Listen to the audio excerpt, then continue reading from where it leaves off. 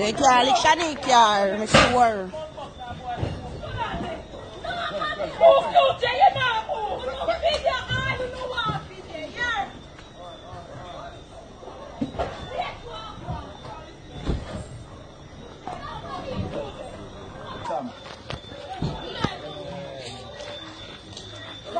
Watch me and blood clot you.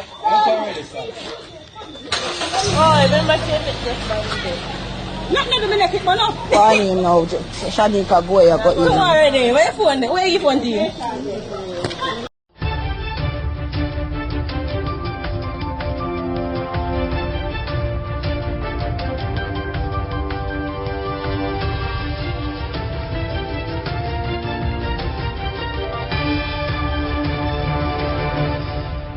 Welcome back to MyView TV, the people's platform, the home of undiluted news, reviews, updates, and your daily dose of entertainment. Don't forget to hit the notification bell, leave us a comment, like, share, and subscribe. I don't bring nobody forward in your cheer for me. Everything what you see up my natural talent. Let me tell you something. You see, when you know what to please the audience with, it's simple, me. Anything you plan for do, go and go do it now because you're not ever get to do it again. You see, this minute, this moment, this second, today, not ever come again. There's no repeat in life. Say after me, there is no repeats in life. Every sunrise is a one-time gift. Every conversation, every smile, every tear, once it passes, it becomes part of your story and can never be relived in the exact same way. Let me tell you something before me tell you if you catch the bunks. Life is not rehearsal. We cannot rewind or re-record the moment we've missed. But we can be present, soak in the now, and love deeply. Let me say, love deeply while we have the chance. Okay? You get that? Wagwan, my people. Hope everybody doing okay. Hope everybody doing all right. Give thanks to life for the gathering. Lunchtime, we're not bunk, so the Sunday, Monday. When you can't bunk Sunday, Monday for the lunch and then go home. Go bunk Sunday, Monday again, man. Too much of one thing no good, man. Listen to me now. You see, if you come from right, you say, look on the screen, and you go call me and complain to me. Nobody call me and complain. I don't business about none, and all I know should have dead with a local friend. Who don't know who come from right as a people? I just said the police them lick down and kill. Right as I make him name and have to run away no people. And he run go right out of Rockford and gone out there with one whole heap of foolish Rockford man have to run him. And so him reach at Jake's Road. Here the people that will call me now. My view, guess the one power go in the police them kill him and take $11 million half five. Remember my top scammer in my view, we go war back him money because the police have been involved in a corruption. Who don't know about that come complain to me and ball to me because guess the one power go on. Long time the police never tell him turn in himself. And Uno know which part him there. So the bag of ball when I ball for the scamming money now what dead some money for dead off from the saying. Dead some money for dead off from this. I say what I said and I mean what I said. And you know me already I nah take you back. But watch I know people more mix up. They don't know say right now Renee a ball down the place. That's a Jabari baby mother. She a ball down the place and fret for her family cause she want the Bloodstain that go wipe out the whole of her family cause them say it's she. Them catch Bloodstain because every day she there complain about yo she not staying in the house, you know, wanted man. You understand? He shake you up Bloodstain that the people them say, you know, I can't leave that alone coming out to that family dead. They say, yo, I mean incite violence from people. But me here go on power go on. So she never had a turn in her house with him. You understand? And she start telling people say over them there. That's how come the police them know say yo right over because nothing thinking get them but hide out. See them there jail, boy like that is supposed to them. I don't understand how no manage to put a bangle per feet man. So look, innocent youth me soon not kill. But yet still no manage to put a bangle per Bloodstain and remember never have on a camera, you know? Never have on a camera, so could I kill him and nobody know. Like the normal things about the normal. Speaking of camera, big fufu late in the grey. So 143 police officers within the St. Catherine South Police Division are trained to use the body-worn cameras. And I never know, so you have to train them to just turn on one button. The body-worn cameras, I must say that 143 persons in our division have been trained and we have over 50 body-worn cameras that we continue to use. So when the perception is that we are not using body-worn camera and so forth, I must say that St. Catherine South is well ahead And there are other divisions across the country that have been utilizing body-worn camera to good effect. And we will continue to ensure that other persons are so trained. People make I move on. 15-year-old Justin Harrison. Notice a youth there? He miss her. The Stony Hill police themselves from Saturday, January 17 at about 5 p.m. Justin was last seen at home wearing a blue shirt and a grey sweatpants. And them a try to call him from them the time that them can't get him. Anybody see Justin tell Justin's ever got along on yard? People them a look for him. Anybody see the old-timer Henry Bramwell, him a 85-year-old Alexander police on January 14, 2026 at about 7 p.m. He was last seen wearing a green multicolor long sleeve t-shirt and a blue jeans pants and a pair of black boots right around 9 yard way. Right around Alexandra. That's how which my God and him friend they play that, you know. Far that, you know, people. He's about 5 feet 9 inches tall. Anybody see Henry? Listen to me good. Making people them know which part him they understand. But I feel like I them kill him because them want him land. Right now, Ocherius now. Ocherius Satran. Guess what one power one? She's missing. She's 28-year-old. Ocherius police say at about 5:12 a.m. on Saturday morning, she was last seen dressed in a yellow dress, a big bird, and a red hat. Yellow and red. I don't know what color about she have on with that. You understand? Little white pan her nose and is a clown. She's of brown complexion, stout build, and about 5 feet 1 inches tall. She's a dwarf, so the must see her looking clownish like. Anybody see her said alright? As a matter of fact, make she stay where she there. You understand? She old enough to take hood. Right round the road now. Just go on, probably go on around the eye gate. Look on the screen. You know that gun here? The man them from eye gate make this one here and them lock it somewhere and the police them find it. 2:30 a.m. yesterday morning, the police them go around the eye gate. I don't know where they are going so early. And boom, this is what them find. One round alone the night and them no will lamp on nobody. I don't know why they ever wait until somebody can go and pick up this. Then them lick them down. Move from there, then go back right round and none such. Where the people must say, you none such in a St. Mary. Portland people say, no, stop take them place. Portland it in a. Round the back, 53-year-old Manley Mackenzie. This a little brother we say, one carpenter we come from McKinney Street right in a Kingston. And them have a house down in Unsolved district right in a Portland. Has been charged with several gun-related offense following an incident in a non-such on Sunday, December 25th, 2022. Who don't want to know what get charged with? Illegal possession of firearm, illegal possession of ammunition, assaulted common law, and discharging of a firearm within 40 meters of a main thoroughfare. The Castleton police them say my view at about 8 p.m. on the day in questioning, a man was among patrons at the bar when he was approached by Mackenzie who brandished a firearm and pointed it right in his face and tell the man, hey boy, man, I'm going to shoot you and kill you. It was further reported that Mackenzie fired several shots in the air. Buff, before fleeing the scene. The group managed to make their escape on Earth. The man later reported the incident to the police and an investigation was launched from 2022, December 25th to be exact, And guess Mackenzie was nabbed in Kingston and later transported to Portland. He was formally charged on Saturday, January 17th after a question and answer session in the presence of his attorney. His court date is being finalized. Let me tell you something again, man. I say, boy, like this, not supposed to go in front of no judge go stand up and supposed to let that church lie down in front of the pastor. That me I tell you, murder police and murder them when police hold them a boy. 52-year-old Brian Vincent, you know him, our farmer come from Clarkson right in Trelawney. Guess what? Several incidents, a series of incidents, them charge him for. The world better off without him, I tell you the truth. At 54 years, you're supposed to look for God jail and like jail you go. Using a farm to commit a sheriff offense, assaulted common law, 2 counts. Possession of unauthorized ammunition and possession of a prohibited weapon and discharging of a firearm. The Falmouth police them say between Saturday, December 27, 2025 and Sunday, December 28, 2025, Vincent attended an event. At the event, this is what Vincent did. Him take out him gun and pine pan 2 man who me that cussing and tell him, say, watch out, man, me I go murder the 2 of you. Vincent then left the area. However, while he was doing so, him take out the gun again. Point it in the air and bust one only per shot off I cloud them and the stars of the sky.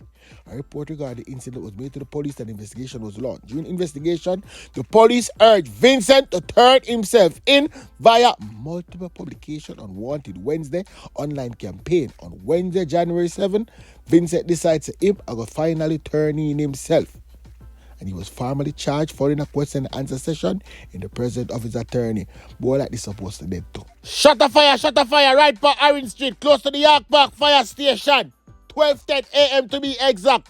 Who get shot is not a fireman. Nobody asked me to on the road them that time. They understand about one taxi operator named Andre Harrison, and him a 39-year-old, and him come from 46 Rosemary Lane, right in the Kingston Central. Guess what? Go on, power go on in now. He don't go to the hospital. He just don't go to the hospital and lie down on bed. He's not dead still. Yeah, man, he's not dead. But if him end up dead, I hope him tell the doctors and nurse them who shoot him, so friend them can angle and bangle for him. Alright? They know say them find one missing man around the road dead. The body of a St. Thomas man who was reportedly missing has been found in bushes in a state of decomposition. He has been identified as 53-year-old laborer Donald Minot of Harbour Head Road, right in a Morant Bay. Yesterday, them find him at about 6 a.m. The people them said them a pass and they see one decomposed body, so them call the police. The police team said when them reach up, the only thing them could have do, lask it up, plask it up, and send it to the morgue. You understand, for post-mortem examination. Don't worry yourself. We'll show a natural cause him dead from somebody kill him. St. Thomas people wicked. That right there. So, watch your go on for a walk go on now. Some people been asking me, my view, where's Central Kitchen gone? We now see the people that go down on a video, see how them drop off care package no more. Walk on for the recovery. Well, you know an update for we. Alright, I'm going to read this so we can find something so we can listen. As you have mentioned before, following the path of Hurricane Melissa, a number of CARICOM heads of Jamaica, including President Ali, and they have promised and committed to repair 200 roofs in West Midlands. So to date, we have completed 62 of those roofs, with 37 in White House. We are currently working on 7 in Belmont by the Guyanese Defence Force. So there are about 41 of them deployed in country. And to my right, your right, is the head of the contingent, Lieutenant Wilson. Excellent. I'm going to ask the head of the regiment here, Lieutenant Wilson, who has been doing an amazing job, both with the leadership of his team and the actual construction of the roof. So tell us what has been your experience, and tell us any challenges you have faced, and just tell us what it feels like to be here in Jamaica, in West Midlands, doing this work. Okay, firstly, I would like to say thank you on behalf of President Irfan Ali and the CDS of the Guyana Defence Force. Being here is an honor to help our sister Caribbean country. So far, the work has been progressing smoothly. We have managed, like Colonel said, we have managed to complete 62 roofs in a short period of 5 weeks. The guys are working hard. The people in the area are very resilient. They are very supportive of what we are doing. And we thank everyone for their support and what they have done for us so far. Excellent. It's good to be a part of a regional body such as CARICOM, and it's good always to have friends in your region and outside of the region. Within the region, President Irfan Ali, when he visited, was obviously very moved by what he had seen and committed to assist in the restoration of 200 roofs, and he committed a regiment from his engineering corps and the materials to do it. And the commitment is now being fulfilled in a meaningful way. And I have had the opportunity to review and examine the work done, and it is done to exacting standards. And the Jamaican people, particularly those who are direct beneficiaries, are very grateful. You know, in our culture, we say gratitude is a must. And so it behooves me, on behalf of the people of Jamaica, to say thanks to the people of Guyana, thanks to my friend Irfan Ali, and thanks to you, yes, sir. You're welcome, and your team who have done this great job for us. You're Thank welcome, you. Sir.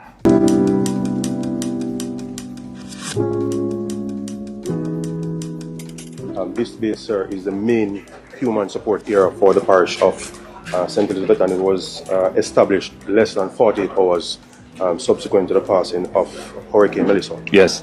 Currently, we have just over a battalion strength of individuals living here, members of the JDF, the Ghanaian Armed Forces, and the Guyana Defence Force, totaling just under 300 individuals here. For the warehouse itself, sir, we operate on the linear approach of warehousing, where we have trained persons in logistics and stores that manage the facilities. So you say first in, first out? Yes, sir.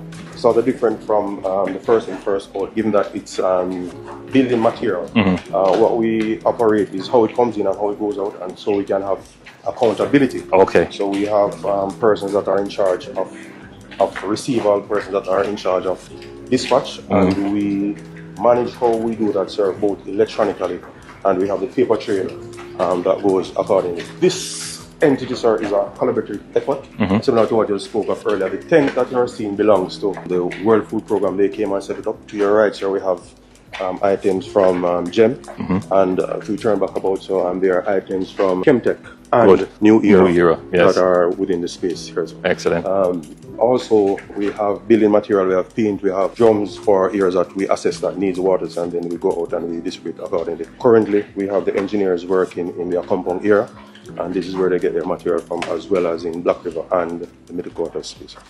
Excellent. I'm glad you mentioned this. I'll take the opportunity just to say and to clear up some misconceptions, or where there is not enough public knowledge about how the donations and wares and the materials are managed. ODPEM is the entity of government that receives all material donations to the government.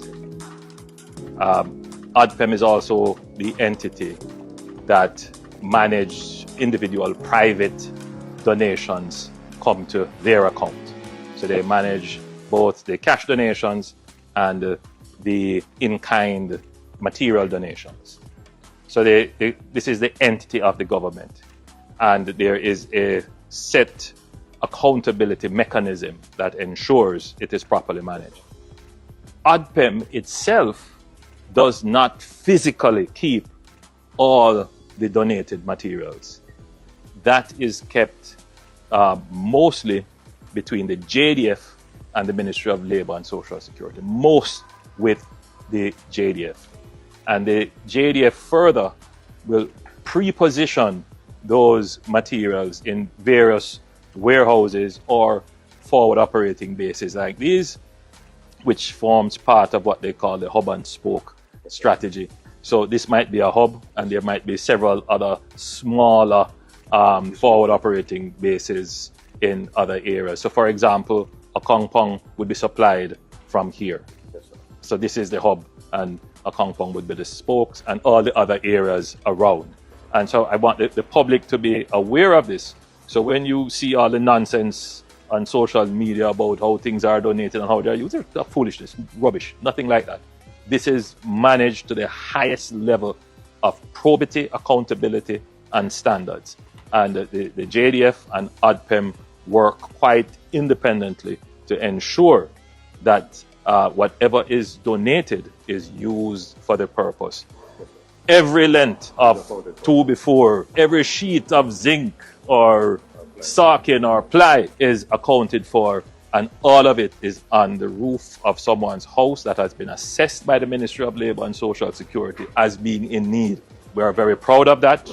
That is very important to our reputation, and it is also very important to be able to account to the people who have donated to us, because, you know, you have to be preparing for the future. You don't want to mishandle what you were given today in the event that something happens again, and then people say to you, well, you didn't manage what I gave you the last time.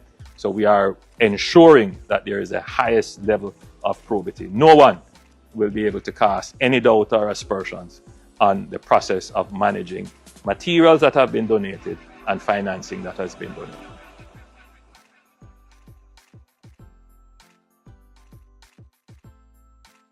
Thanks for watching. This was a MyView TV production. Remember to share, like, comment, subscribe, click the notification bell, tell a friend for tell a friend, and remember, never bring nobody forward for cheer for him. Walk good.